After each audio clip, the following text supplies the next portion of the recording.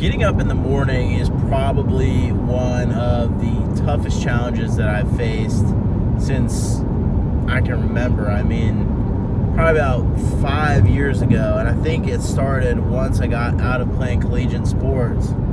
Because when I was playing collegiate sports, when I had to be up at, the crack of dawn, it was easy. It was like the simplest thing that I ever had to do, and then going to bed was easy. I didn't stay up late, obviously, because I'm super exhausted from, the lifestyle that you live as a collegiate athlete, where you wake up super early in the morning, you either have a lift or a practice. If it's practice, then you have a lift later in the day in between classes, then you have meetings. I mean, it's a full boat schedule.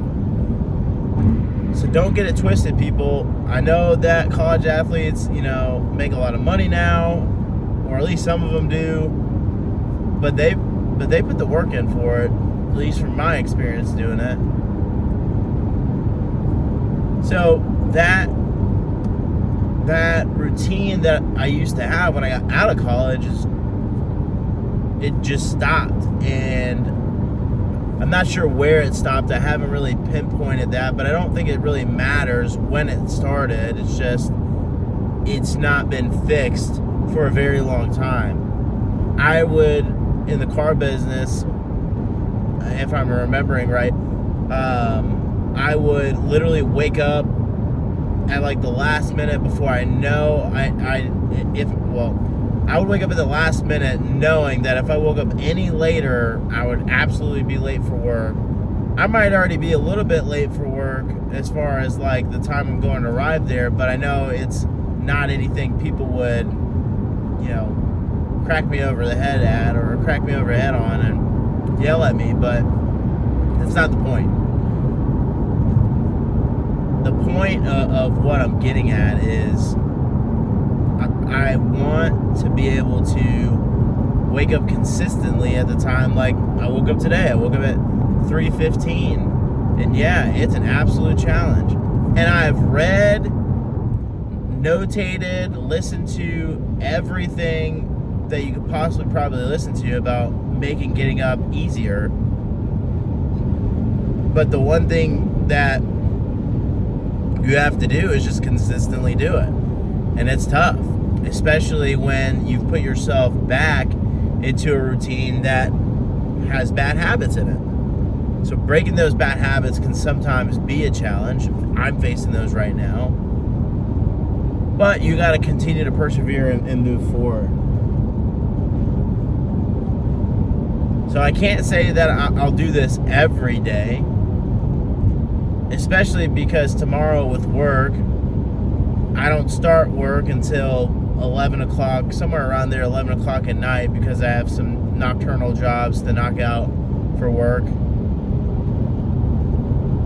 So I'm going to get as much sleep as possible during the day. And then I don't know, I probably won't go back to sleep until that following night, because if I work from like 11 to 6 the next morning, I might as well stay up so that way, when I go to sleep that night, I'm going to sleep at a time that I should be going to sleep normally, not like I'm going to sleep when I'm doing nocturnal jobs, because these are few far in between. So that's the biggest thing. I'm trying to gauge that. My job is very sporadic as far as the scheduling goes.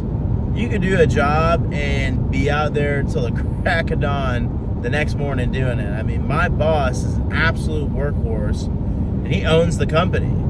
That guy will literally wake up and work till sometimes 3 or 4 o'clock the next morning to get a job done, because we don't have a lot of depth. But if we had the depth, we could take himself and myself out of doing the work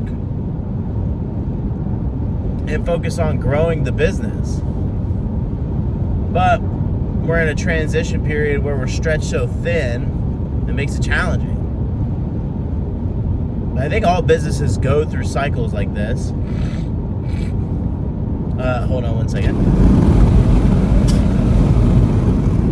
It probably doesn't sound great for your ears. But I think all businesses go through something like this.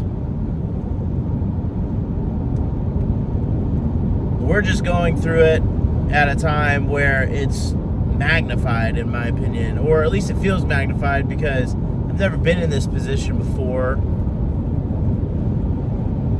where I've had to wear literally all the different hats. It's good. It makes you appreciate more when you're focused on your strength zones later in time. But it's good, I think, to do this right now, to have that adversity early, so that way, once we have all of our system and processes dialed in and bulletproofed, we'll be good to go. But everybody goes through this, I feel like. And if you didn't, if you haven't, if your business just like from the moment you picked it up or started it, just took off and never stopped, good for you. That's awesome. I wish you all the success in the world. But give us some notes and tips on how we can find good people. We just need some A players to join our team. I don't know how I got on this tangent. I really don't. Oh, I'm stupid. I remember. I'm not stupid, but I guess I'm saying things like that. I remember, though, because we were talking about me having nocturnal jobs tomorrow. That's how we got on this topic.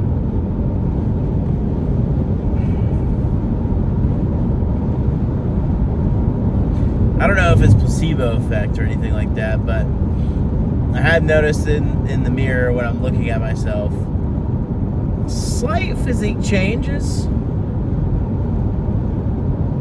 and eating 80% of the time clean right now. I haven't dialed in my diet completely, but 80% of the time I've been eating clean. I'm trying to spend as much time with Emma as possible because she does leave on Friday. So yesterday she had a going away party for her family and extended family to show up and say goodbye. It's very heartwarming, and you know, I don't know. It was cool to see everybody just gather around her, because she deserves it. She deserves all the love. She's such a man. She's great. So that's the easiest way to put it. She's just so great, and she deserves that. She deserves this opportunity she's gonna get. Having understood that she's gonna be gone for 6 months or having the understanding that she's gonna be gone for 6 months is, I think, setting in a little bit for me. I do know that fear-mongering feeling of her not being there is scary. And I don't know. It hasn't hit me yet to where I'm probably going to get emotional and cry, but I know for sure I'll cry when she leaves. She's great. No other way to put it. But back to what I was saying, I have noticed small physique changes, which is cool. Just feeling leaner in the morning, like more rested as well with the things I've been putting in my body, and also the things that I've been doing to take care of my body.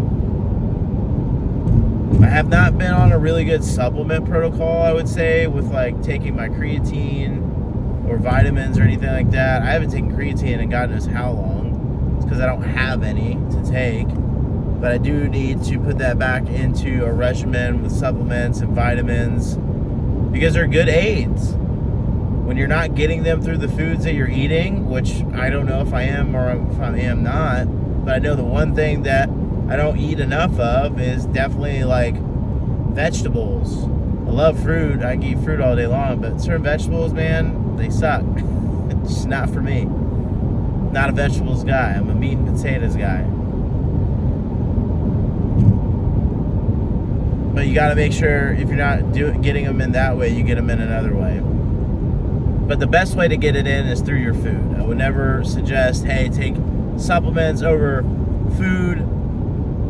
If you want the best results, in my opinion, through my experience, get all the vitamins, all the nutrients, macro, micro, through food. fuck the protein shakes, fuck the this, that, and the other. Get it all through your food. There's certain things that are tough to get through food, but most of it you can get through eating high quality whole foods. And that's what I suggest.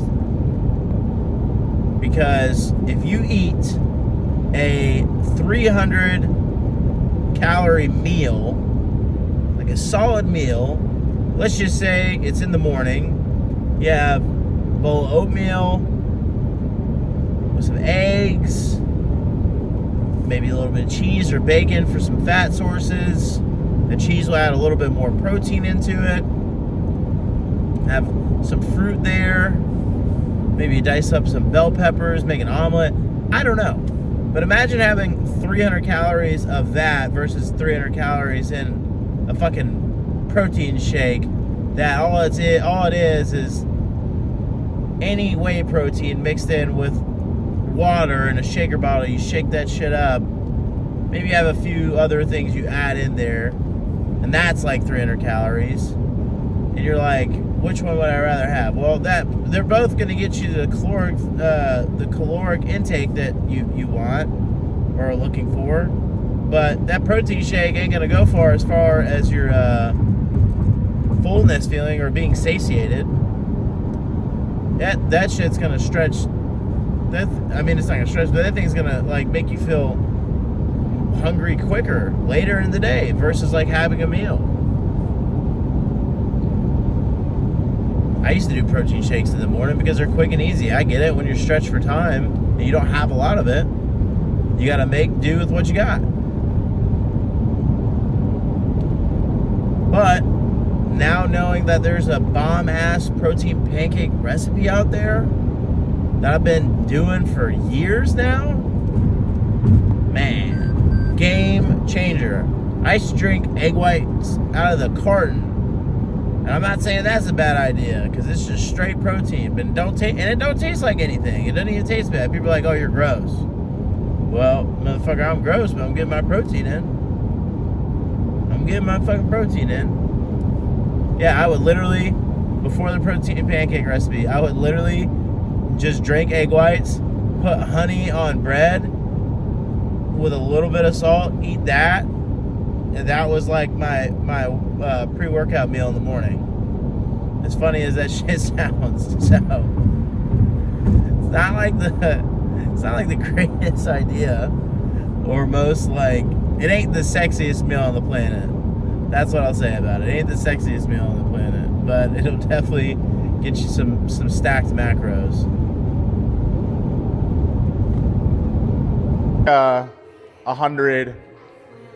95 to like 100 is like Right. what I shoot now, and if you like, that's like 20 strokes off of like what I was playing the year before. So, So what's your strokes at right now? so I mean, if you want like a handicap, it'd be like a 20. That's like way better than me. I went on a golf trip. I've been Yeah. playing since college, but not like religiously. Yeah. I can smoke the shit out of a ball, bro. Yeah. Like, That's never the issue for guys like no, us. Yeah. everybody says like, bro, your club speed is ridiculous, and I'm like, I Yeah. have no idea what that even means, but okay, cool. means you hit it really hard or Yeah. really fast. But no, yeah.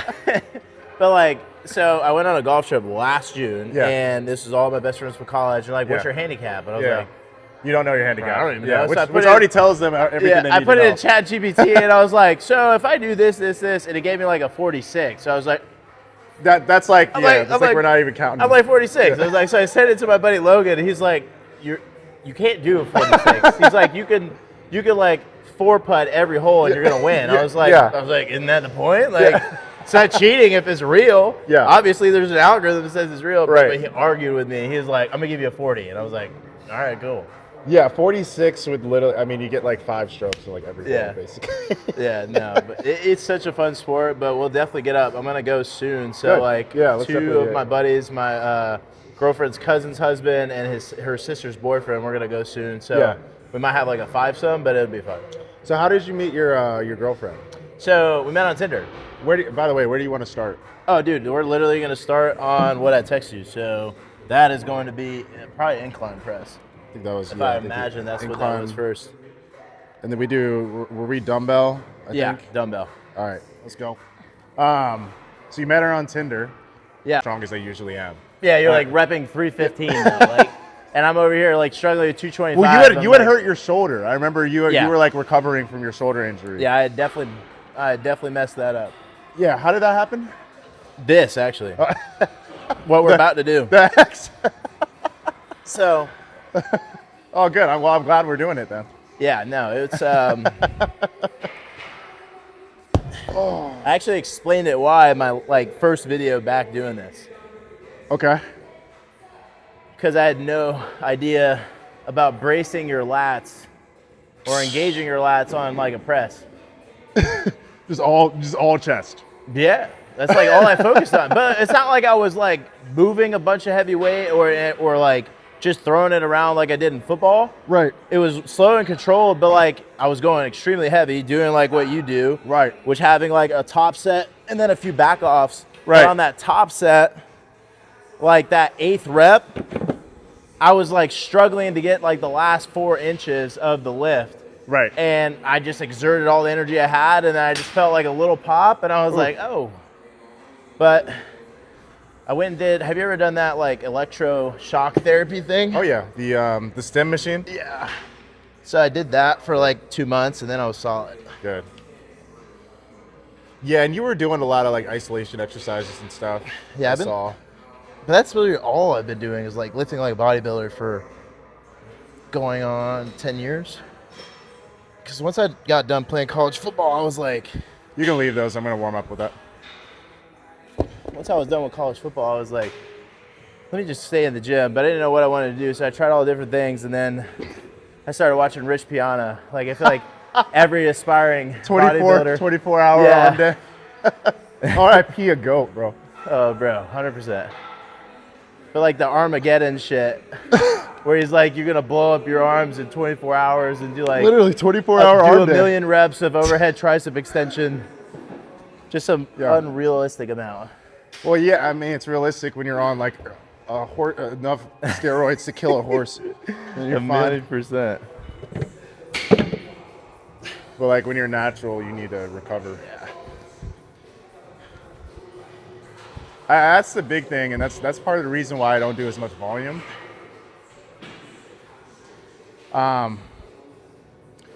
Big fan of Mike Menser. Oh yeah.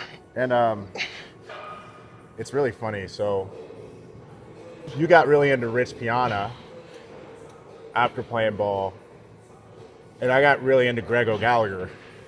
Who's and that? If you know anything about it, have you ever heard of Kino Body? No. Okay, so Greg O'Gallagher is posting probably. You want these? No, I'll go up a little bit. What are you starting at? Is it? Because you're doing 4x. Is it 4x8 to 10? I have to check. Yeah. I don't do, or really 6 to 8 is what I aim for, or 4 to 6, sorry, and then 6 to 8 the second set, and then 8 to 12 the last set. In each set, I back off 20%. Yeah. So I'll start at like 125 or 130s. Right, like right now I can do like 130 for like probably 5. Yeah. I saw you and your girl, bro, and your girl was spotting you. She was looking a little worried. She was like, "Am I supposed to be here?" She was yeah. She doesn't come to the gym with me very often. Well, you grab what you want. I'm down to do. Well, also, I'll do my thing, and that's fine. Yeah. You know? But Greg O'Gallagher, basically, he his big thing is intermittent fasting. 10,000 steps a day. Yeah. And reverse pyramid training, which is that kind of methodology that I just walked you through. And coming from a guy who's like, playing football at Georgia Tech, where everything is like, everything is just more volume, more weight. Like there's no like trade-off. It's just more and more. That was really intriguing to me because I was like, I never thought of training that way before. Right. Because he was like, you should never train. Like if you're in the gym for more than 45 minutes, you're doing something wrong. You want the lift or you got it? No, I got it. Ugh. Yeah, you don't need me.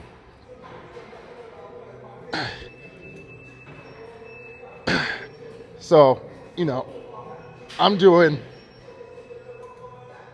way less volume than I ever have. And I'm leaner and stronger than I ever have been. Right. No, dude, you got a fucking And- great build and you bust your ass up. But it's not only that, but like the way you train with the amount of intensity that you have. Like when I watch your videos, Yeah. it's like straight like getting after it. Well, that's what it is, you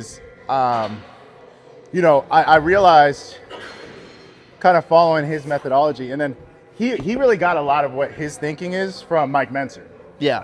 And Mike Menser wrote a book called High Intensity Training.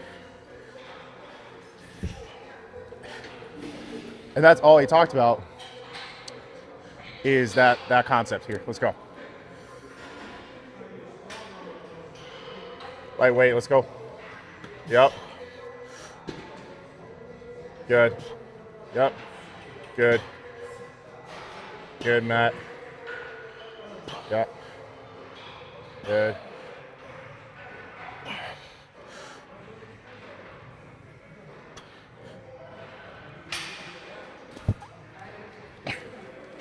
Let's go. It's easy. But yeah, so Mike Menser writes this book, Yeah. and then he trains Dorian. A lot of Yates? people don't know this. So Mike Menser competed against Arnold throughout his whole career, Yeah. and he really should have won the 80 Olympics or Mr. Olympia. But that was the year Arnold came back, and he wasn't in great shape. Yeah. But all the judges knew him. He pulled his last dance move. Yeah. It's just- I love Arnold, but like there, you know, there are a lot of things that I didn't. Like even his training style, like I don't. There's no like, you're gonna train 3 times a day every day, basically.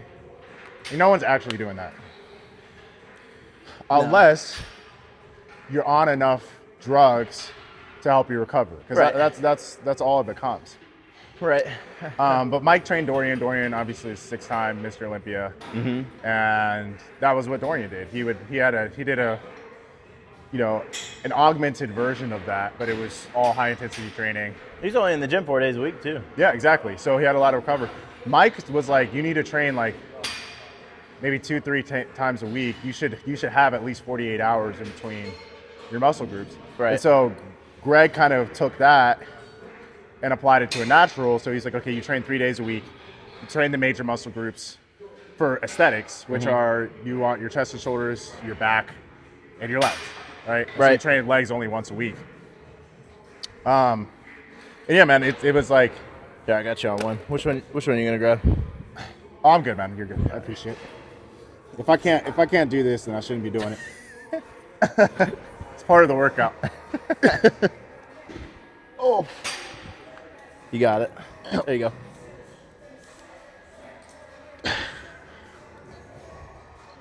Yep. Yep, you got it.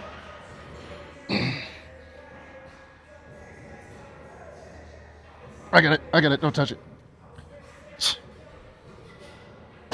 Good set. Appreciate it. Good set. Yeah, I'm definitely gonna back off now. But yeah, so that kind of like molded my philosophy with training. And then, you know, COVID hits and I start running. And then that's how I get into Nick Bear and all those guys and start Yeah. to get into, I've followed Nick Hybrid Bear training. for a while. yeah. And I've tried the hybrid training, but I just can't. I can't get into running, dude. I mean, It's such a hard thing. It's like, I say I can't, but I can. I just don't want to because Yeah, it's yeah. like, it's probably one of the most mundane things I've ever done in my life. yeah, I mean, you ever tried meditating? Yeah, but it's like, my mind, I Similar- have to like be in like such still, quiet room, like that nothing else is going on. Otherwise, I'll like Yeah. squirrel to Yeah. everything that's going on. Yeah. So, I mean, it sounds like you need to. no, 1,000%. But meditating is good. Got it? All right. Yeah. Easy. You said it's a part of the workout, so I'm just following your lead. Let's go. Lightweight. Let's go. Yes, sir. Easy. Yes. Yes. Come on, Matt. Come on, Matt. Good. Good. Come on. Down. Oh.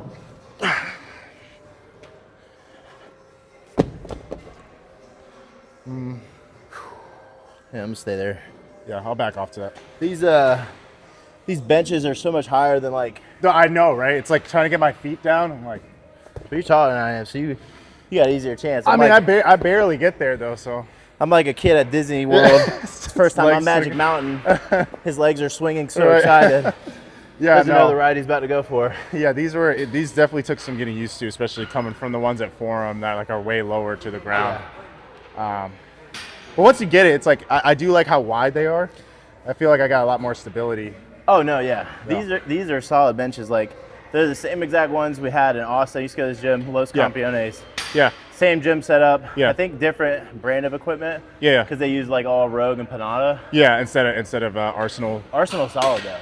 very Arsenal solid. as fuck. Arsenal's very solid. Rogue's more of like a CrossFit. CrossFit brand. Yeah, yeah. Where like Arsenal's very much bodybuilding focused. Yeah. But yeah, man. Austin. Why'd you move out to Austin? So I was in the car business for 3 years and I got completely burnt out. Yeah, Like, was making good money, but I hated my life. yeah. You're earning every penny of that. 'cause Oh, yeah. you're burning Yeah. yourself every month. But it wasn't just Yeah. the money I hated my lifestyle. Like, it was just such a, and I didn't know it at the time.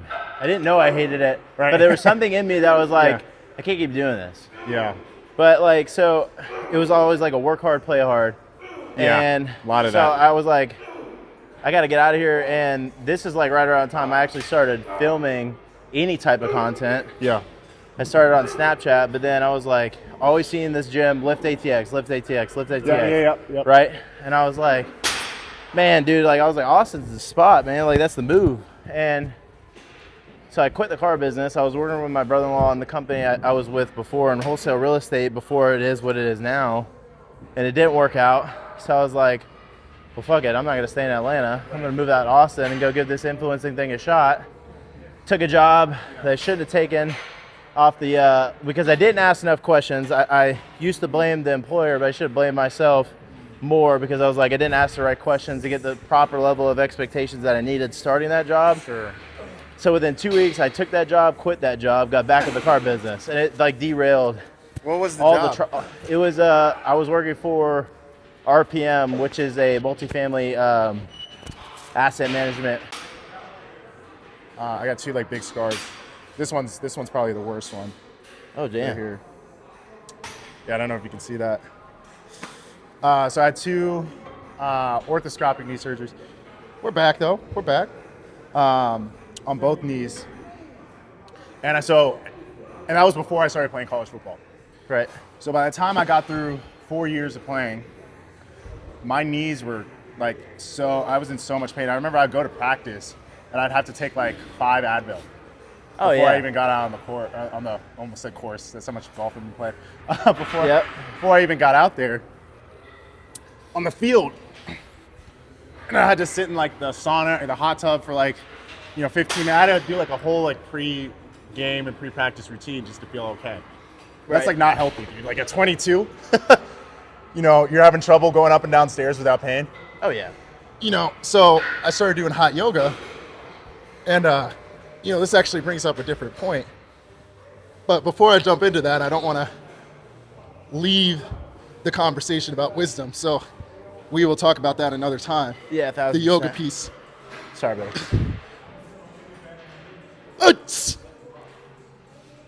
Come on, Chris.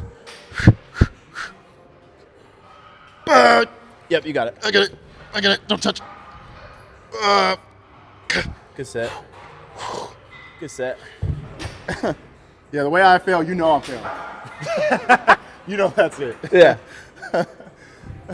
It's like you could try for one more, Yeah. but there's a thing called diminishing returns at that. Yeah, I mean, it's just, especially on a free weight exercise, that's how you snap. You go to Snap City. Oh no. Shout out Exactly. the Hodge twins. One-way ticket. Oh yeah. You got it? Yep. Let's go.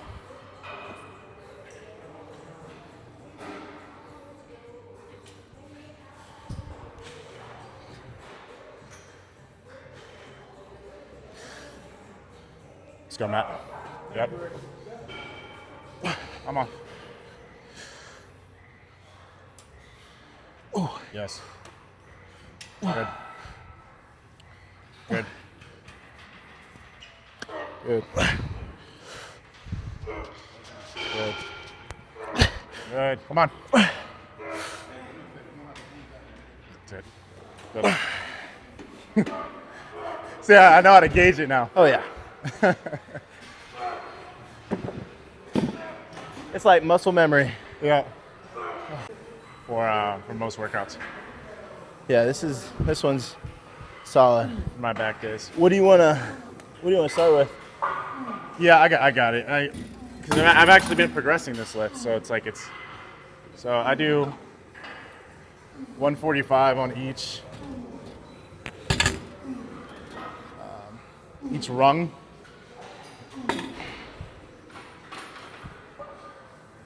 What's up, my guy? Good to see you, bro. Good, man. Oh. And then I add.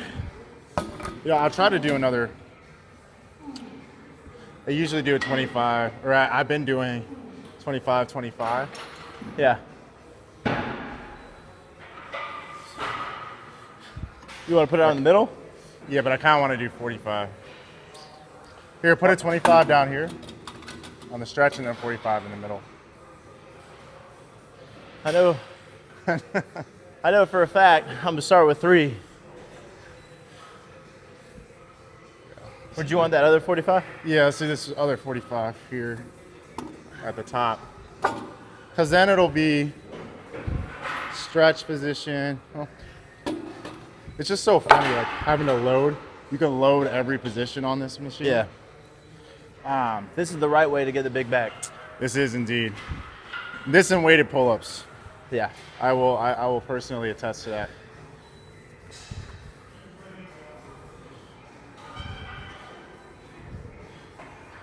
Yeah, that's another thing. I don't think deadlifts are worth it now. No. I've just seen. Now, I don't have the biggest hamstrings in the world, so I don't know if I'm like a. I don't know if I could call myself an authority in that regard, but I definitely have a decent sized back, and I don't think you need deadlifts to build your back at all. Well, a lot of people say that, but I think it's just to each their own as far as I don't like deadlifts. Yeah. I don't. I just don't think. Here's why. It's not because I don't like it. I actually really like. I find them to be one of the most enjoyable lifts. Really? Yeah, like That's how I I feel really about enjoy squats. loading up deadlifts and all of that. It's just that I don't think it's worth the risk to reward ratio doesn't really seem to make sense. If your goal is bodybuilding, Right. if your goal is powerlifting and performance, then like you should have some sort of hinged deadlift movement. But even then, there are other alternatives. Yeah. I didn't mean to cut you off though. You were saying that you really enjoy them, or you do enjoy them, but you don't like them. Is that what you're saying? It wasn't really like a cutoff. It was like a build off to what you were saying. Yeah. So no need to apologize. But no, they're solid. Like for exactly what you said. I think if you're going for more strength building than you are like building like your physique, then yeah. But like people will argue the other way around too. Yeah, I mean, I think all the old school guys did them pretty much. So that's like kind of what you want to do. Well, C-Bum did them, and I mean, I use an anomaly though. C-Bum is if he's your basis of reference, we're already having very different conversations. Right. Yeah, exactly.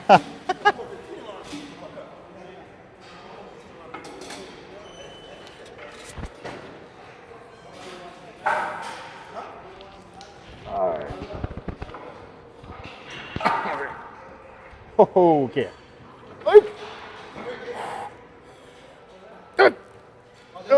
There you go. Yep. Solid.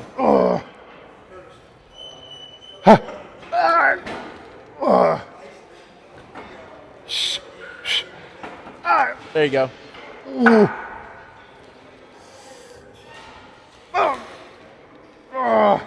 One more.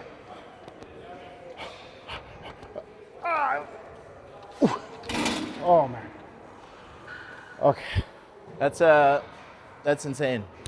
That's good. That's a good set, bro.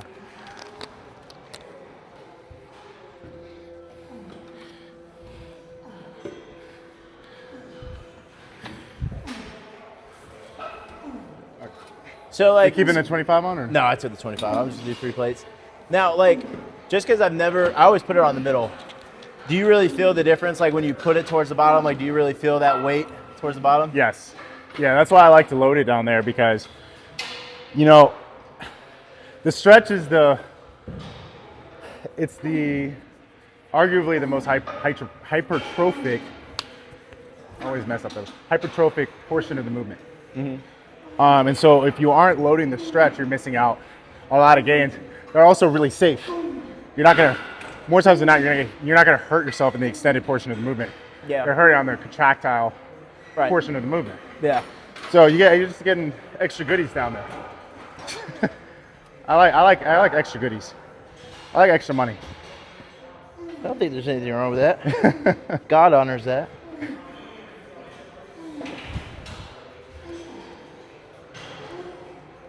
Actually, I might put Yeah. a 45 on that. Yeah. Don't do the You 25. want Just do the. on the loaded portion here?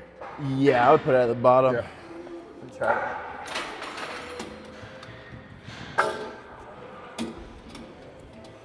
Because by the time you get like midway through the movement, it's not going to be there anymore. That's the thing I like about this.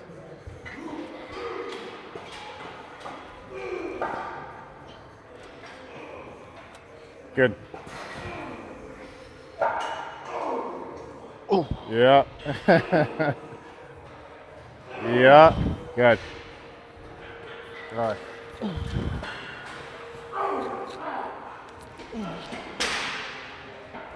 I can't believe she looked me dead in the face and said 34. That hurt my feelings. Yeah, People are especially. gonna start calling you Unky Chris. Yeah, everybody calls me Unc. It's terrible. I think you know, I got a lot of friends who are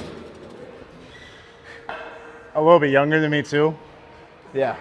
But it's also, you know, I'm married. I live kind of a. You live an Unc lifestyle. Yeah, I mean, I went to bed at like 7:30. I live a kind of a domesticated life for the most part, so. But I Makes love sense. going to bed like that. I But do I too. will sleep the day away. I mean, you know, the old hey, we can leave this. We can leave this. Yeah, appreciate it. The old adage of you know, nothing good happens after midnight. Right.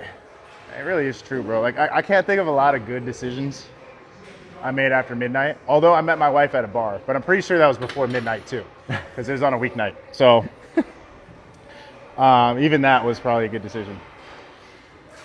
But yeah, back to the wisdom thing and just like finding different areas to derive wisdom. So yeah, I was really into yoga, really into New Age. I was doing psychedelics, really into meditation, and chakras, all of that stuff. Yeah. And you know, I won't get into the esoterics of why that's actually a satanic doctrine and a doctrine of demons, but what I will say is that like none of that actually fulfilled me. And yoga is a religion. A lot of people don't know this. Do you know what the word yoga means? It means to yoke, to bind yourself to something. Okay. And so there is no way to separate yoga as a practice, as a physical exercise, and yoga the religion. There you go. Let me do the set. There you go. Ah. Solid. Oh.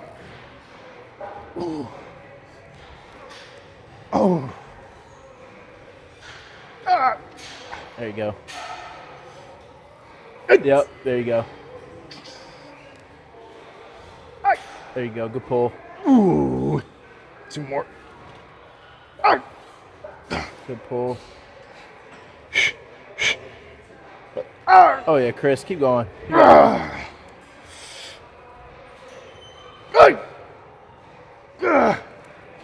Solid. Good set.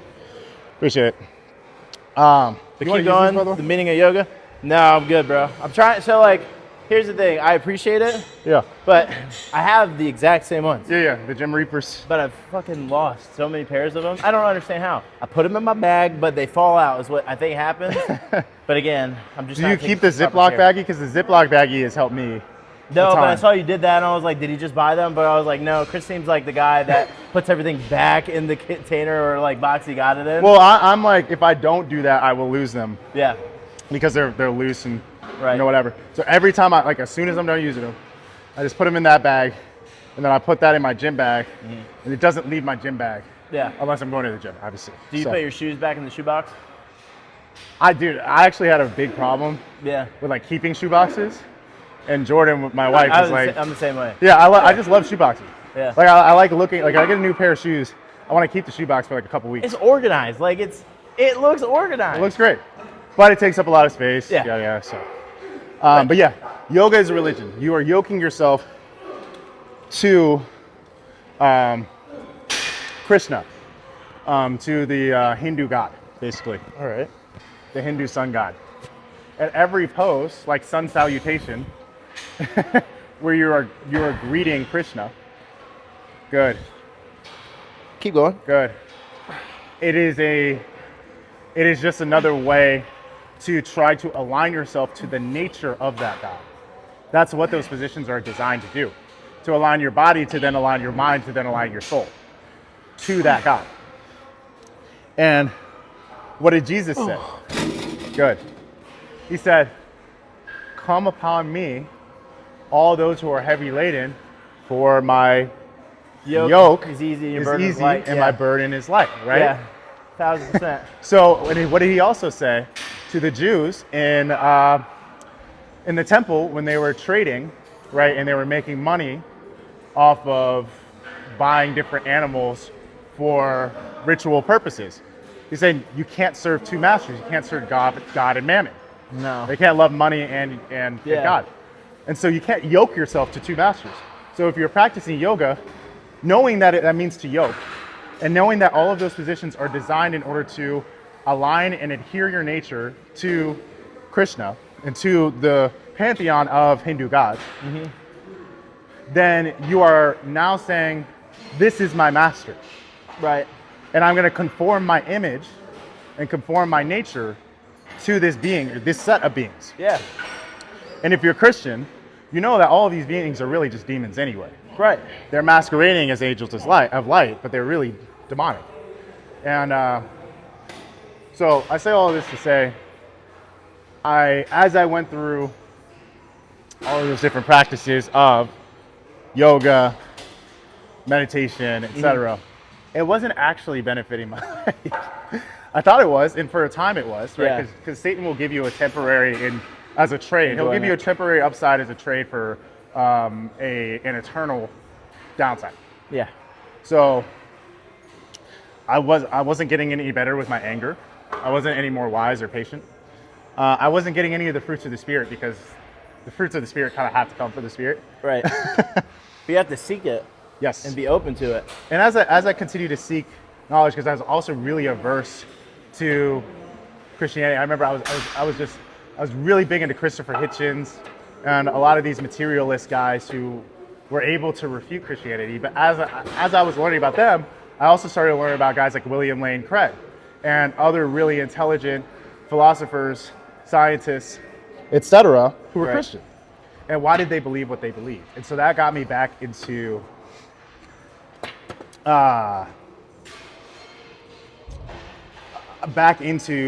understanding Christian doctrine. And I had so I started praying again. And I asked God to just like reveal himself to me. And I had a lot of different experiences. I stopped drinking for a summer. And in that summer, I remember I was right before I was going to the club, Havana Club with a couple of buddies. It's my buddy's birthday. And I was going sober.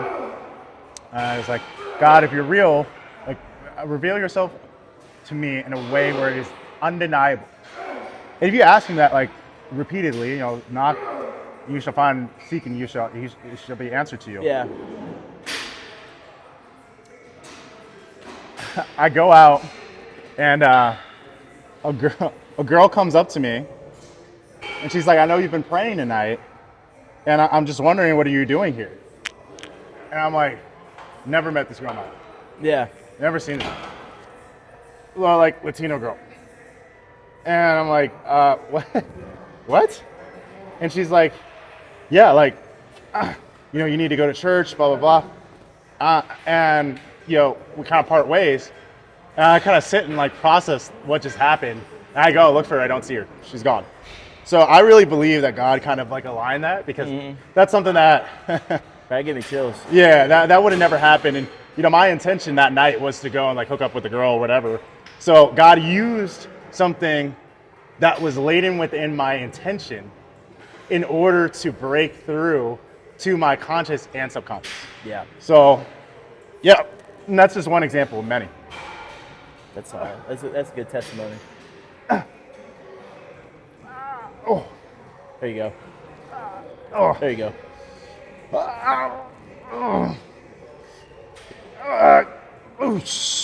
one more. Good set. Oh, You want to check? Do we have 3 or 4 of these? I want to say it's 3. I think Could be 4 though. it's 3. No, it's 4. 4 by 6 to 10.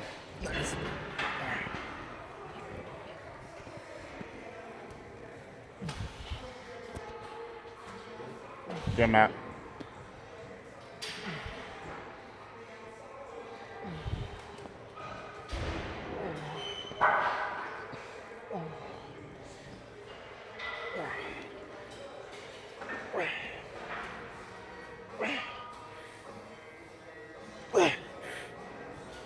Good.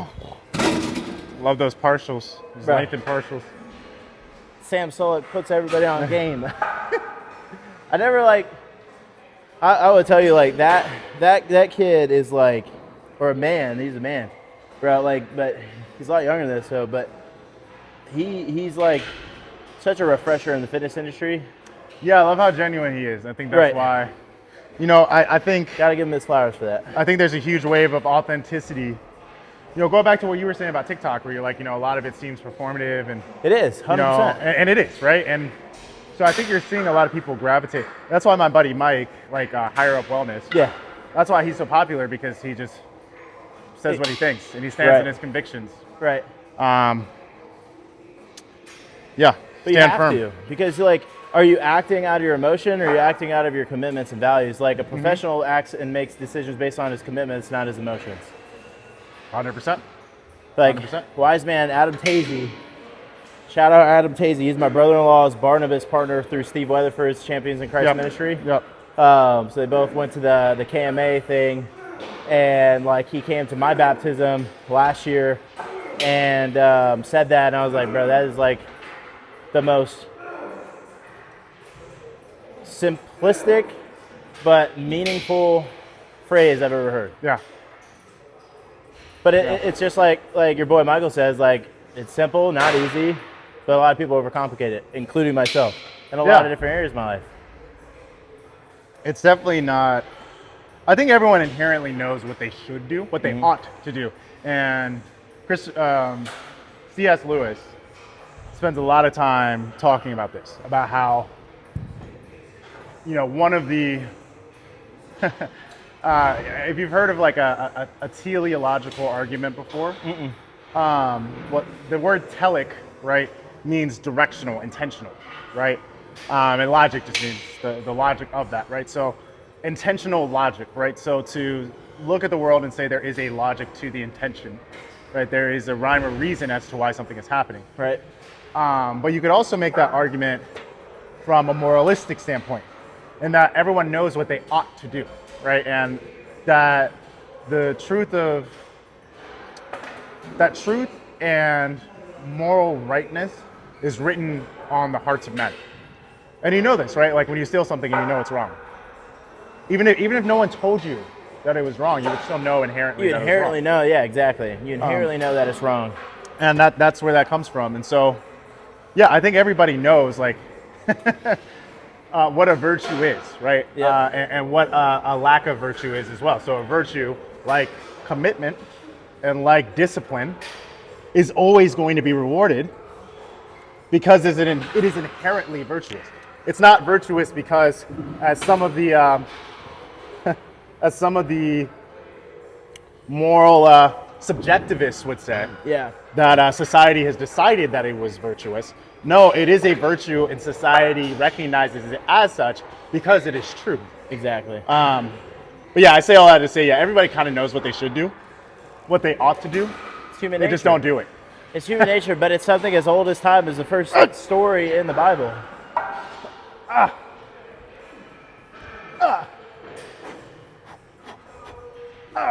There you go. That's it. There you go. Good shit.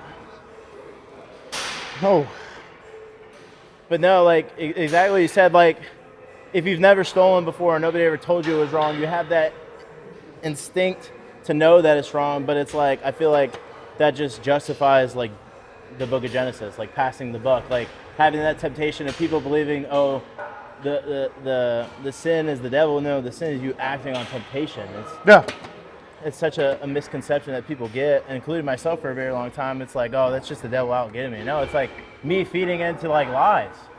The devil is Smart, for one. the devil is the most overblamed character in our universe. Everyone wants to blame Satan as opposed to our own poor judgment. Exactly. Good. Good.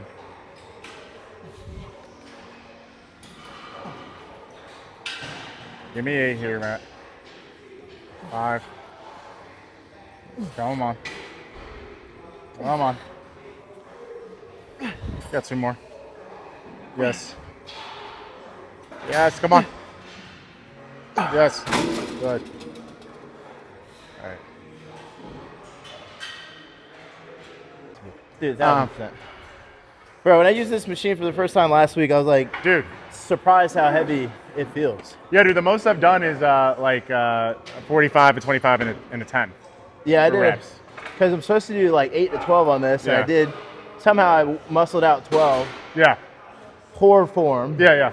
But like I was like, then I did 8, and then I did 6, and I was like, I should just went down. Just started, yeah. Should've just went Started down. lower.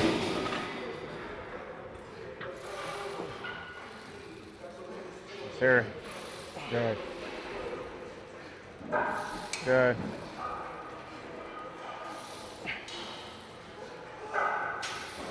Good.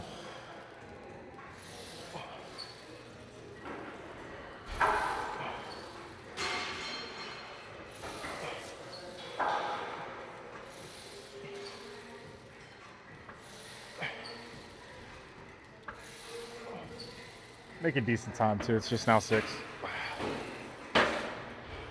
What time do you need to be at work? Literally, like I could be at work whenever. It's not like a set time. Right, but what time do you want to be at work? The only thing I have to do is like I have an interview with my guy Master Houston for that potential of bringing him back on. So that's not till 10:30. So my schedule's kind of lax today. Okay. The only thing I have to do is follow up on bids and estimate. But what time you gotta be out here? Oh, I'm chill, bro. Yeah, I'm starting a new job soon. Oh, are you really? Yeah, so I'm putting Can I in my steal 2 this weeks 10? today. Can I steal this 10? Okay. So I put in my 2 weeks with my new my new old boss. Your new old boss? Yeah. How does that work? Because he's my new boss, but he's about to be my old boss because I'm about to start this new job. What are you doing? So I was leading partnerships at Sales Loft. So like all of our technology and go-to-market partnerships, all of our channel partnerships fell under me. But I feel like I've gotten to a point where I kind of like outgrown. I don't want to say outgrown, but I don't believe in the trajectory of the company anymore. Right. We're private equity owned. We're about 250 million ARR. We have been around 250 million ARR since I've been at the company. How So long we you haven't been really grown, 4 years. So I started as a manager, and I was, or actually started as an IC. Wow, yeah, that's how long it's been. I started as an individual contributor, like sales. Started managing a team. Did that for 2 years. And then now I manage this partnerships thing. And so we have like, I'm responsible for over like $8 million of revenue that goes through our channel partners. But I know I'm not going to get any more resources. Right. Because we're not growing anymore as a company, we're contracting. And especially being private equity owned, they're not going to put money into a shrinking asset. It doesn't make sense to, right? If your asset isn't growing, you've already put money into it. Why would you put more money into it? Is it a scaling problem? Like you can't scale anymore? Or I think it's a market problem. I think. But what's the bottleneck though? You know what I mean? I think there are macro problems. I think the competitive pressure is high. What SalesLoft does is now become largely commoditized. Right. And where it isn't commoditized, there are other competitors that do it better. We've gone through so many shifts strategically. I've had 5 CEOs in 4 years, bro. Oh. That's not good. Yeah, good. That's like Willie Taggart with coaching.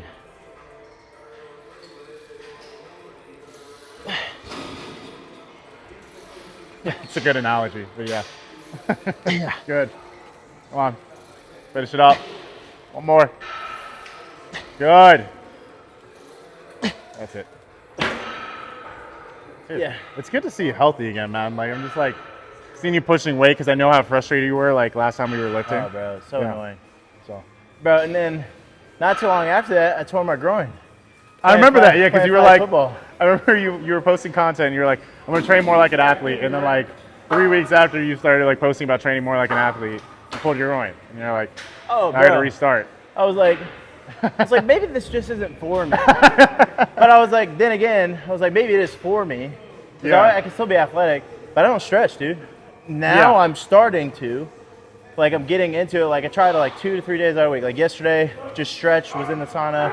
Last week, Sunday, stretch, was in the sauna. Yeah. So, like, I want to do 4 days a week, and I love this gym because Monday, Tuesday, off Wednesday, Thursday, Friday Yeah. are my lift days. So, Yeah. Sunday, Wednesday, and Saturday, I can Yeah, just spend doing active recover. recovery, get in the cold plunge, because Yep. then once my month passes up, I'm gonna upgrade, Yeah. so I can use that back lounge Yeah. and actually like focus on like recovery, so that way I can, because there's so many people who lift like a bodybuilder but are still mobile.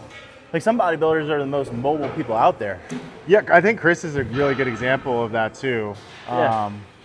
Because Chris is really flexible, not really flexible, but more flexible than you would think. Being that big, yeah. Yeah, 100%. And could dunk. Yeah, he's athletic. He's also pretty tall though. How tall is he? Like 6? I think he's a little over 6'2". He's a specimen. He's like, you know, if you like kind of in a lab, you were like, how do I want a bodybuilder to look like, especially classic physique? It's like that's it. That's it. But you know what's hilarious? Like now that I think about it, like 3 of the Chris's I know, including you, my brother, Chris Bumstead, and you guys are like all specimens, dude. All really athletic guys. All really athletic. Yeah. Like my brother, he's going through like the med board process, so he's kind of fat right now in the military because Yeah. he can't do anything, otherwise Right. they'll decline him. But like that kid literally could pick up any ball, any sport. and just he looks like a natural. Bro, Yeah. like when he quit playing football in high school, I was so upset. Yeah, you know, I was so upset. I think those are the most frustrating people who are like very, very naturally gifted, but then like never really did a whole lot with it. Did not give a shit. He was like, bro, I don't care about this. You know, Clint was like that. Huh? Clint was like that. Really? Oh, I believe it. He was, not that he didn't care, but he just didn't make good decisions in high school. He put himself in a bad position. But dude, I mean, you watch him throw a football, it's like, Oh, really? yeah, it zips off of his hand, man. I like literally, even now, you know, and I've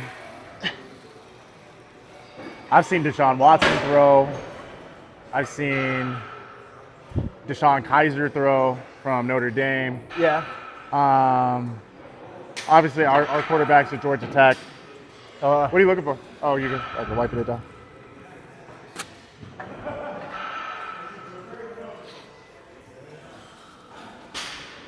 I know Sure. next we got some neutral grip pull downs. Yeah, then lateral raise, easy bar. Yeah.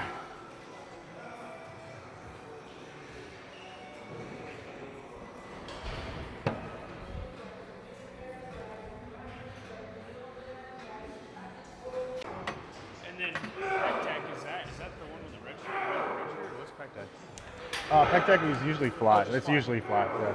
So this guy over here. Yeah. Yeah, man. No, and yeah, let's do it tomorrow. All right. Yeah, just let me know. So I've seen Cam like every day for the past like 4 days. Really? Yeah. He's always in here at the same time. It's like you guys live together. But yeah, a lot of mutual friends there as well. Good. Good. Good. Yeah, Clint was a really good athlete. Still is a really good athlete. So, his wife's athletic too. Oh yeah. So I mean, they got good genetics, man. They got those Highlands German genes there. It'll be good.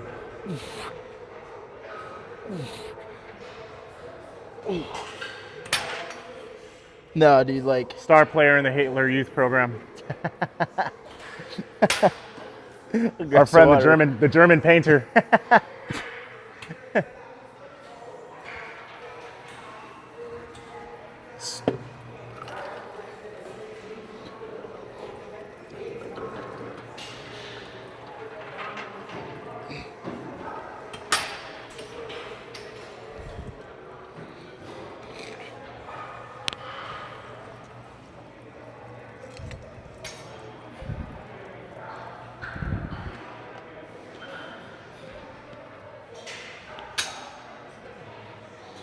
I think what's sold me on this gym, not just the equipment, the aesthetics, and all the amenities, but the people.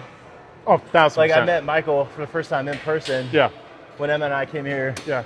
And like that's what I love about gyms, even though like it's super expensive, but like when you pay for a gym that's this much, you're gonna get like the best people. Yeah, it creates a little bit of a barrier to entry. So the people who are like actually, because you're not paying $200 for a month for a gym membership if you don't give a shit. Right. You know, that just doesn't happen.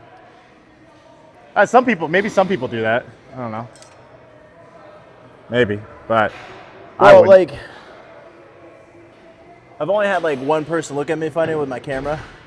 Yeah, no one cares. No one cares here because everybody, even if you don't make content, everybody knows that that's a really clear path to making money. Yeah. And so they know like he's not doing it because he's a douchebag. He's doing it because he knows there's a path here. But like, I think the biggest thing is like, are you chasing the bag though with this? What are you chasing? Like, cause like that's what I've done in the past, and I think that's why I've been so unsuccessful. Yeah. But versus like now, like I said when we first got here, I was like, I got no script, bro. It's just open dialogue. Yeah, you know, and if it works out, great. If not, I still enjoy doing it because it's not work. I mean, I think that if anything, you're going to become more confident because of the reps in doing something that's uncomfortable. You're going to become a better communicator. And it's similar to writing in that you'll be able to organize your thoughts better. Yes.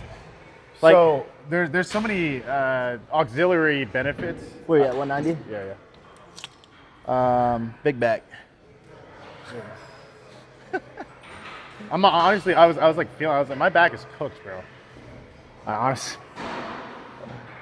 The volume's treating you good.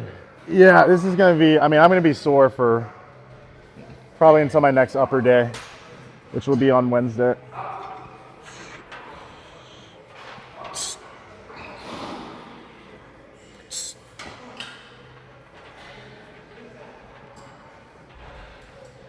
But like, I'll give you like a God story. I was talking to like a really close friend of mine over the weekend on Saturday, and he always feels like when we have conversations, like I'm always there to help him, but he doesn't see the subtle things he does for me. Just like open dialogue conversation. Yeah. Like I was just talking to him briefly about like content and like things that I would like to do with it. And one thing I love is like I love gyms. I don't like a specific gym. I like them all, like hole in the wall gyms, like gyms like this. What's that? No, you're good. Are you gonna get that spot? Yeah. I'm gonna hit this set then.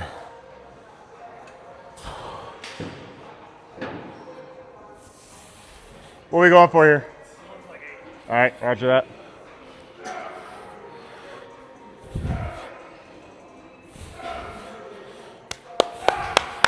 Let's go. Lightweight, good. Yes, sir. Good. Good. Cooked is an All right, understatement. come on. All right, come on. Come on, Cam. Come on. Come on, Cam. Up, up. One more. You. All you. It's probably the best time All you. Get it together. to track my Oh. weights. Woo. So we did. Hey, you ain't need me. hey, you ain't need me. You just wanted me to witness. So You just wanted me to witness. I didn't know it was that much. Good work, bro. 100, That was lightweight. 100, 100, 8, 8, 6, 6. My bad, sorry. No, you're Hole in good. the wall gyms. No, Think about it's a good man right there, helping buddies out with spots, bro. no, but you were saying the thing about hole in the wall gyms. No, like one thing I would love to do, like with content, is just Yeah. go travel to like one gym Yeah. once a month, Yeah. and just like uplift the business. Oh, yeah, yeah. Even just businesses give 'em- like this that like Yeah. obviously is gonna get the business. Yeah. But I remember like the first gym that gave me like a passion for lifting weights, hole in the wall gym. It's called Lion's Heart. It's in Oh, yeah. Clearwater, Florida. Yeah. Small as fuck. You'd Yeah. never see it, but it's gritty as shit. All this Yeah. shit's probably like from 26 AD. Yeah. Like old as fuck. But like I Lifting feel- stones in there. yeah, bro. But you see some dogs in there, like some Yeah. old like 50-year-old man that's just, bro, like looks like a Greek god just getting after Yeah, it. and you know he's been in the gym Bro. for probably 40 years. Like they're gonna try to sell you some test in there, Of course. 1000%. Bro, sidebar. We were in Mexico for like the past 7 days and just Yeah. got back. Bro, the amount of clinics that are in Mexico, Oh, bro. like we were in Cabo, like it's there's literally a pharmacy on every corner, Yeah. and they're all selling like GLP-1, all types of peptides, all types of test growth, whatever you need. Yeah. Yeah. Clenbuterol. Oh, seriously. I'm like, this is like, if I ever wanted to be on, Oh, bro, you could. dude, like this would be, you get it under the table basically, Yeah. but it's, serious. So it's a fake natty paradise down there. Well, I experimented young with stuff. Like I started, So like pro hormones or something? I started with pros, Yeah. and then that led into like SARMs, and then Okay. So like MK677 and all that? yeah, like all that, and Watch your then back here. oh my bad, sorry. you're good, No, bro. you're good. And then that led into like getting on TRT, and then I ran like a full like cycle. Well, it was supposed to be a full 6-month protocol because I was gonna actually start competing. Right. But I got burned by the USPS. They got me. Oh no. Yeah, I took half my protocol, which Some other meathead. Yeah. like, just took it out of your body. yeah, some jacked postman going to my mailbox was just Like, like, he doesn't need it this much. Yeah, right? Yeah, let me just take his tram. He doesn't need a whole gram of test. Yeah, he doesn't need this D-ball. Like, no, but that kind of like, I left a bad taste in my mouth, and then it just like killed my drive for bodybuilding for a while. Yeah.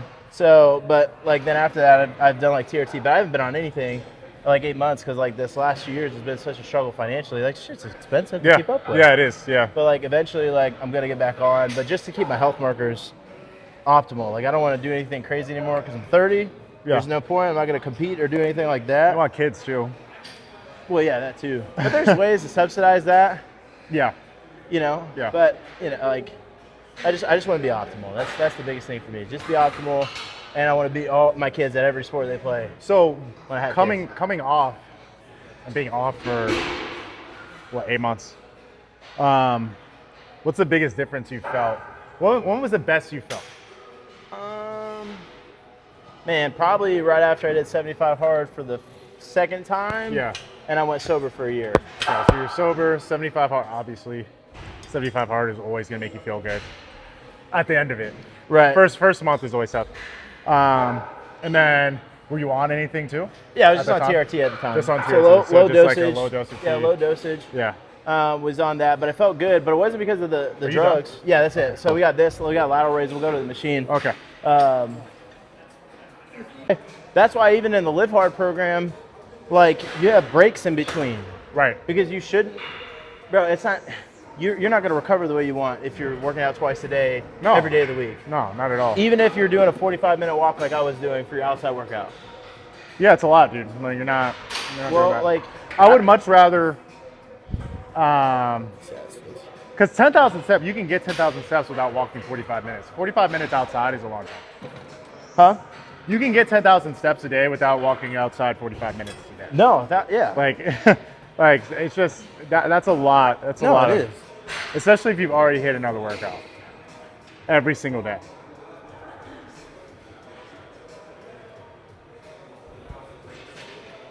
Good.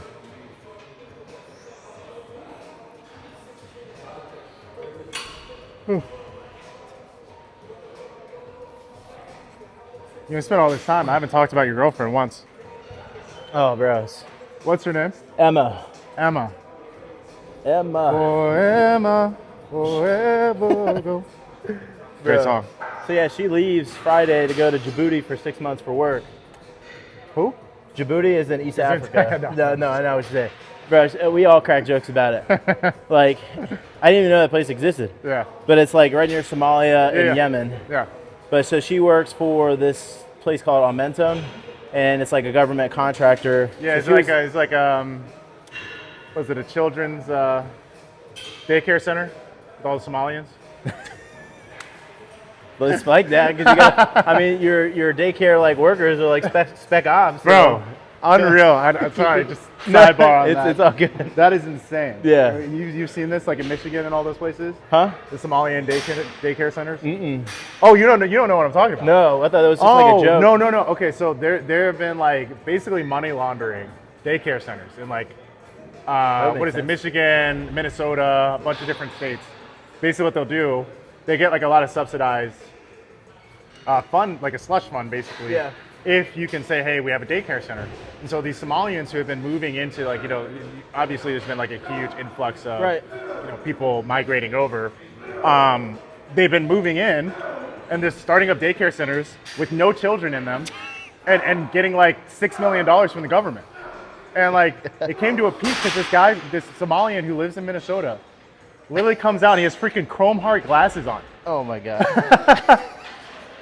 I love Talking it. about For how- the kids. Yeah, talking about how like, trying to address the press. It's bad. So yeah, anytime somebody mentions Somalia, I just think about that. That just came out like this week.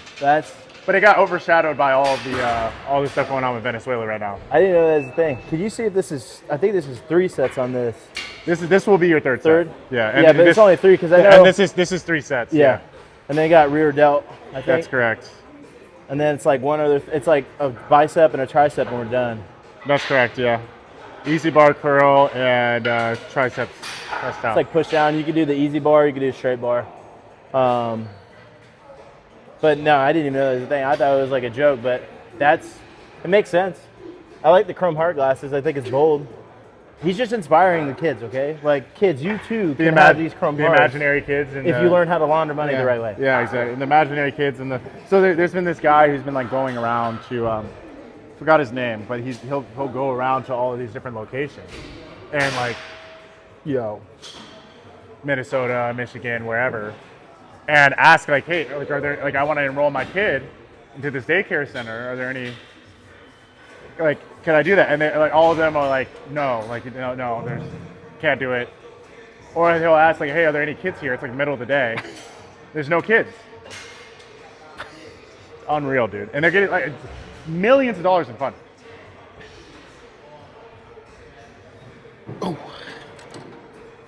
This is why I can't in good conscience be like, we need to raise taxes. Because it's like the money doesn't actually go where you think it's going to go. No, it doesn't. But no, when I was in car sales, I mean, bro, I'd make like a $20,000 check, Yeah. and then half it go to the government. Yeah, literally half of it. I mean, you get like 11 grand. All right, I'd be like, what is going on here? Yeah, like that's why like commission, like making money off of commission is just like so, it's rough. But I mean, sales is still the best industry. Like, If you're gonna be corporate, if you're gonna work a corporate job, it's the best corporate job to work. the only reason I don't fuck with this one is because I think this is not. There we go. What's going on here? Trying to just move it up a little bit. Yeah, I've never seen a lot of Prime equipment until I came here. I haven't either. Because I'm feeling that all my delts.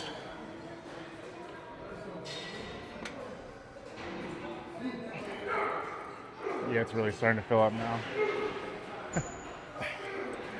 Also, one thing I love about this gym is the ratio. Oh my gosh. It's like 95% guys here. For good reason.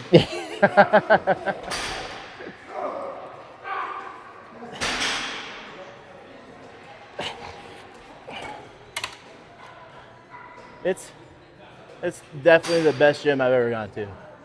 I can say Yeah, that. Of all the consistently? gyms Yeah. I've been to in Texas, in Georgia, and Florida, I'm like, That's never, high praise. This is the best gym you've ever gone to? best gym I've ever been to. I went to this gym in San Diego called Fit. Mm-hmm. You heard of it? Mm-mm. That gym was sick. They have an Olympic pool. They have 2 locations, one in like Mission Bay and one like in downtown.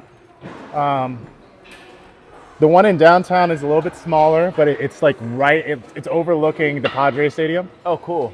Super cool. And it's like kind of a setup like this. Like they have like a lot of Arsenal equipment and stuff. And then they also have like a green space so you can do like CrossFit workouts or like athletic workouts and whatnot. Yeah. And then their location in Mission Bay has a full like Olympic pool outdoor. Because it's California, so it's always nice out. Oh, yeah. Rooftop is overlooking the beach. And that's a grass rooftop. And then they have like a full cardio room that is like all glass windows that's overlooking the bay. Wow. And then 2 full floors of like, you know, bodybuilding equipment beyond that. It's got to be like legitimately, I think like 15,000 square feet. Like I'm not kidding. Like it's That's like, a warehouse, bro. literally. I mean, it's huge. I'll show you pictures. That's where we went for my bachelor's. It's called Fit. Yeah. You went to FI San just Diego? Fit. Yeah. We went to Bro, San San Diego. Diego's so nice. I would like of anywhere in California because I've lived in NorCal and SoCal. Oh, you have? Yeah, and like I did elementary school in NorCal, then I did middle school and half of high school in SoCal. Oh, wow. And of all the places that I could live, San Diego would probably top it for me. Well, how'd you end up in Georgia? Family, we just moved here. Yeah. Yeah, and then I stayed here for college, for Georgia Tech, Yep. and then just been here. And then I met So my you're wife. from Cali? Pretty much, yeah. I can't really say I'm from anywhere because I moved 6 times growing up. So I lived in South Carolina for a little bit. Were you military? No, Dad worked at UPS. Oh, cool. Yeah, started moving boxes Yeah. and then worked his way up. Hell yeah. Did the whole thing. That's the way to do it. So yeah, you at the beginning of our conversation, you talking about like seeing your dad wake up. Yeah, my dad would like go to bed at like 12 or like 11:30, and then he would, wake up at 4. So even when I had football practice and like I'd be up at 5, he'd still be out the door already. Like My mom's the same way still. Like she was Yeah. up at 2:30 or 2 o'clock because she works right by Georgia Tech, but Yeah. we live in Buford. yeah. So So- she's got to drive down. Yeah. Yeah, because Buford's even without traffic, Buford is kind of a trek. Yeah. But I mean, now working down here, like I'm gonna move over this way. I know that for a fact. But no, like it's, bro. Like when our parents like were growing up in the generation they did, I don't know if they put it in the bowl of cereal or the Wheaties, bro. But their work ethic is just different than like what you see a lot in like our generation and the generation after. Their parents ours. fought in the war. Bro. Huh? Their parents fought in the war. Yeah. That's why. if your parents, because boomers, for everything that you could say about boomers, they were raised by the greatest generation. Oh yeah. They were raised by the generation that built this country. Yep.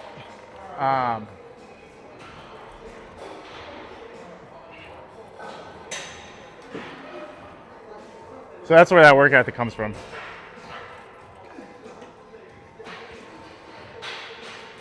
But that same generation that had a great work ethic and everything like that is also the worst generation.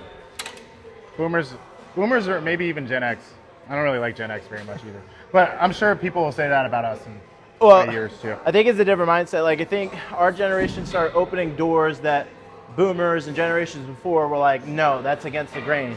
Shouldn't do that. I mean, no, it actually has nothing to do with the cultural thing. For me, it has everything to do with placing all the financial burden onto our generation and passing the buck. So you look at like 2008, they knew what was going to happen when they print, like, sorry, I get really passionate about this. Okay, so right now, we are in, for lack of a better term, we're in a depression, and in fact, we're in a bubble, and it's going to pop at some point, right? Because the reality is, if you take out the S&P, if you took out the top 10 companies of the S&P 500 and make it the S&P 490, we've actually been contracting as a country. Our GDP growth is actually not gone up, it's gone down. However, those top 10 companies are all invested in AI, right? So you got like Microsoft, Google, Yeah. Meta, all of those companies, Amazon, that are all invested in AI and all kind of like giving each other, NVIDIA, they're all giving each other money. And so it's all just inflating. Right. It's a big circle that's just inflating a bubble. And on top of that, because we've been stagnant in our growth, well, you have two choices as like from an economic standpoint. It's like you can either get more productivity, which like we're trying to do with AI, but like that's not actually real. Like the issue is AI is a great idea that hasn't actually matriculated into actual tangible value for any company. So they're not actually getting more productivity. They're just hiring less people. Right. So you can either get more productivity out of the each individual in your country to have a higher GDP ratio, or you can print more money. And that's what they did in 2008 too, to bail all these banks out. Instead of letting them fail, right, and letting these banks go under, and yes, it'd be really painful in the immediate, but in the long term, we wouldn't have massive inflation. Instead, what they did is they printed more money, and that's what we're doing now. So now interest rates have come down just a little bit, but we are printing more and more money. The Fed just came out, I think last month, and said, hey, we're going to start quantitative easing. Quantitative easing just means we're going to inject more capital into the financial supply. Right. So that we can start to get a little bit more liquidity, and hopefully that will start to facilitate more movement within the market. The issue is, what happens when you have more dollars in the financial supply? What happens when you have more dollars? Yeah, in the when you have a dollar and there are more dollars available, what happens to your dollar? It's worthless. That's it's not correct. as unique. It's inflation. Right. That's just the definition of inflation. Right. Inflation is just, hey, there's more money in the money supply, which means my money is now worth less. Yeah. Right? And because our money isn't attached to anything, meaning the value of money is printed ex nihilo, right? Out of nothing.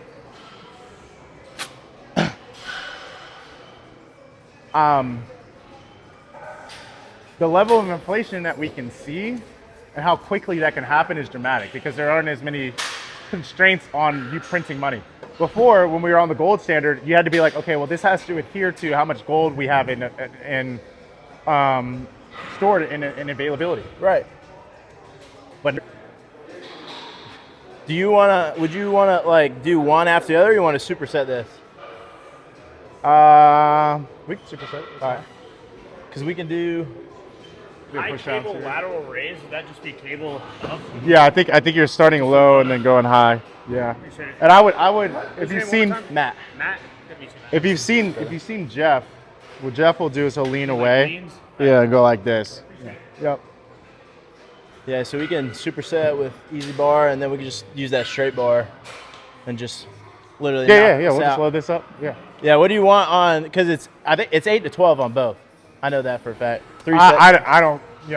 Whatever you put is fine. All right. I'll tell you, Matt. I don't do a lot of. I don't do much tricep isolation anymore. Because I'm trying to bring my biceps up, because I'm so tricep dominant. Because I do these heavy dips, and it's like that's pretty much all I need. Everything I see you do is heavy. Yeah, that's true. everything I see you do is fucking heavy. It's like, Yeah. What do you mean heavy? he's like, oh, I take it light on some things, but to like the average Joe, they look at you and they're like, yeah, what the fuck is even that?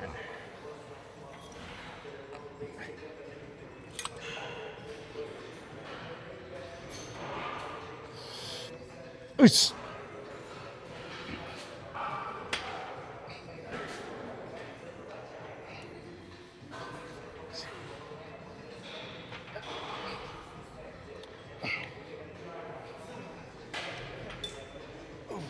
All right.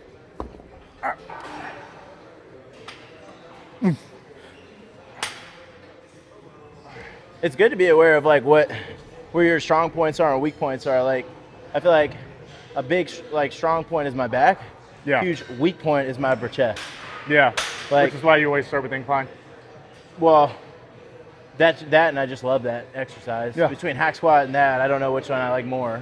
Probably hack squat. Hack squat is fun. Hack Yeah. squat is really fun. You do any dips, like weighted dips? I mean, I've not recently. Like I was doing, like probably about a month and a half ago, I did some dips, but not weighted. No. Weighted dips helped me a ton. For This one, one- it brought my bench up a ton. Oh yeah, I can imagine. But for two, it helped my chest. I've always had a weak chest, though.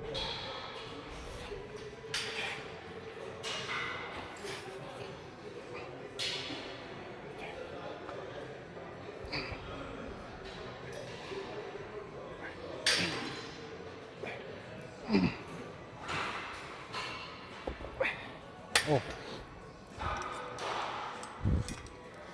Had this shit on 170. I'm like, yeah, I'm not doing that. No shot. We're doing 3 or 4 sets here. 3, just 3. Yeah. Once we finish this, I'll Often people who actually like, 3 to 5 exit window on the companies that they buy. So the private equity, so they'll buy a company, they'll apply some more operational rigor, help them grow. Let's say they buy them at 250, they try to grow them to 500 million, and then sell it at a premium, and that's how they make their money. But because they bought us at like, I don't know, I guess like 200 million, and we got up to like 250 million, it's not really, I'm sure they're getting a negative return on investment for this company. right? So we had a merger with another company called Clary last year, towards the end of last year. And I just don't see them putting more money into the company unless it's through inorganic growth, like another merger or an acquisition or something like that. Yeah. In which case, that just continues to dilute the shares that I have to the point where they aren't even worth anything. So you combine that with, I don't think that the company positioning has either anything unique, because I think AI companies that are either native AI companies, Right. or just some of the LLM, super scalers or hyperscalers like Claude, like OpenAI, et cetera, are going to build something that's going to compete directly. Plus, you're going to have some of the legacy players like Salesforce and all of those guys who are going to build stuff, who have already built stuff as well. Mm-hmm. And then you have players in the own competitive space, like Gong. You probably heard of Gong before. Gong does like call recording, whatnot. Between all of that, I think there's too much pressure in the market Right. for the company that I was working at to continue to win. Yeah. Versus the company I'm moving to, they went from 250 million to 500 million in under 2 years. Oh wow. So they doubled their growth. They're scaling like crazy. Yeah. They're planning on IPOing. They're going to pay me $50,000 more per year just on my base salary. Plus, they're going to give me a higher OTE. Mm-hmm. And I'm going to get guaranteed equity. So it just doesn't, it doesn't But the make sense for upside me. is there too. That's it, Yeah. right? Because if at the company I'm at now, the trade-off is I work with our CRO every day. The SVP who I work with, he and I have a good relationship. He's the new guy who came in. And I'm basically like teaching him everything about the business because he came from the company we merged with. Right. And so there's a lot of like individual upside for me at the company I'm at now, but the business itself, it's like, would I rather be pushing a sled or would I rather be on the back of a rocket ship? Like how much further are you gonna go, right? And so I'd much rather be on the rocket ship. And even if I have a coach seat on a rocket ship, that's a lot better than first class on a sled. Yeah, but you think about it like this, it's not like you're the only one pushing this or pulling the sled, right? Because it's like a dog sled team or even a bobsled team at the end of the day. But if everybody's not moving in the same direction, it's like, what are you pulling for something or pulling against something? And that's kind of it, right? So going back to the private equity thing, I've done all of this. I was promised like a team to build because I basically left the team that I was managing to go and do this internally at the business and start a new business. Yeah. And they were like, yeah, like, once you get this scaled, you'll be able to build out a team and hire some people out, and then you'll be able to go and do this again. That still hasn't happened. I built this whole pitch for the board, and I don't think they're going to go for it because I think they're like, we don't want to put any more money into this. We already have a decent runway with this. Let's just keep doing this and just see what we can do. They're not willing to try things new, or they're not willing to like yeah, exactly. Try something new to try to spark some more growth. They're complacent where they are. They're happy. It's not necessarily that. I actually get what they're saying. It's more so you got to think like they think of our company like a financial vehicle, and so you can get it. It's just like if you gave me all of your money and I was managing your money as an asset. I would say would you rather I put it into the S&P 500 and you get a guaranteed 6 to 10% rate of return, or would you rather me put this in a pretty high risk investment and you might get a 25% rate of return, or you might get 0? Well, if you've already made a bunch of dodgy decisions with your money, then you're probably liable to just go into the S&P 500. Yeah. Right? And so that's what's happening with this business. They're viewing this as a financial vehicle. They've already made some dodgy steps and decisions strategically that have led them to a point where now they're not the leader in the market anymore. And they haven't positioned the company for great success long term, which is why they had to do this merger. So if I'm them, I'm like, okay, well, I think this is interesting, but you're already like making money with what we're doing now. How about we just leave it for another year? Let's move some of our equity or some of our assets over to a place that has a more guaranteed investment, right? And then maybe next year we can do it. So it's just not moving as fast as I need it to, because I need to go, start a family, buy a house, and do all of those things. And if I'm not in a position where this is growing at the rate that I need to grow, then I need to go. Yeah, so you're in a shell right now that you're like currently feeling cramped in. Correct. Which you're a big guy, so most shells would probably feel that way. Yeah. You need something that's like where you can hustle. Like you got that dog in you where you want to go out and hustle and like. Yeah. Like, and you give me an opportunity to go do it, and if I can go do that, great. That's fine. My issue is I've already shown, like I've already grown this from 0 to 10% of the business. Yeah. And you're still like, maybe, I'm good. Yeah, but you've done what you did in the right way and leaving in the right way. So it's like, but businesses will appreciate that.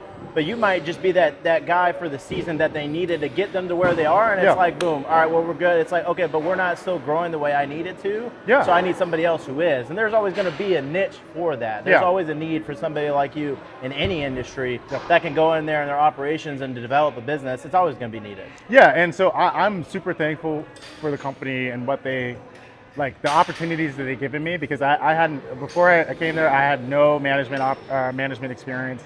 I had some sales experience, but not to the level that I had here. And I definitely didn't have any channel or partnerships experience, and I got all of that working at this company. So plus just I expand, my network is so much bigger now because of it. And I traveled all over the world. Like I've been to Singapore, I've been to London, all for work. San Francisco, all that, and so I'm super thankful to them for that. But like, I need to move on. So I'm telling everybody today. It'll be an interesting conversation. So literally, my boss like sends me a text. Like I send him like a Merry Christmas text. He sends it to me. He's like, "Can't wait to build with you in 2026. Like, super excited for what we're gonna be able to do." And I just like signed my offer. I just didn't respond because I was like, I don't want to be like, yeah. But also like like great, but same, but also like I'm leaving as soon as we like, start the next year.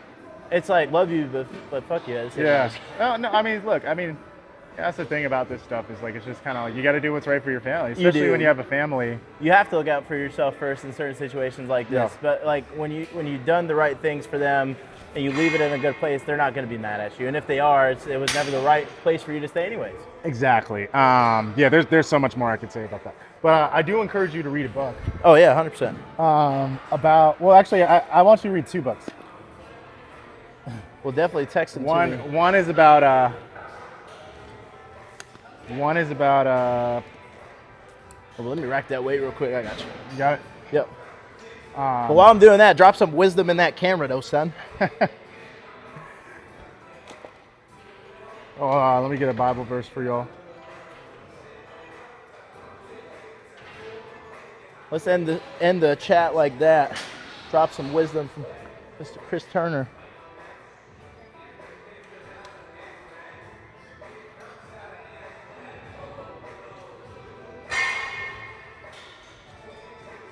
All right. I'm gonna get some water real quick.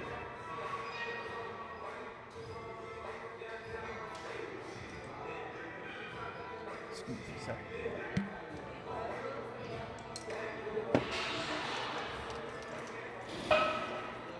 All right. Paul says in 1 Corinthians 16:13, be alert, stand firm in the faith, act like men, and be strong. 2026 is the year of standing firm and acting like men. Stand firm in your convictions. Do not have any fear for the promises that God has put in your heart. And just go and execute, man. Stand firm, strong in the faith, strong in your convictions, strong in what God has put in front of you. Let's go do it. All right.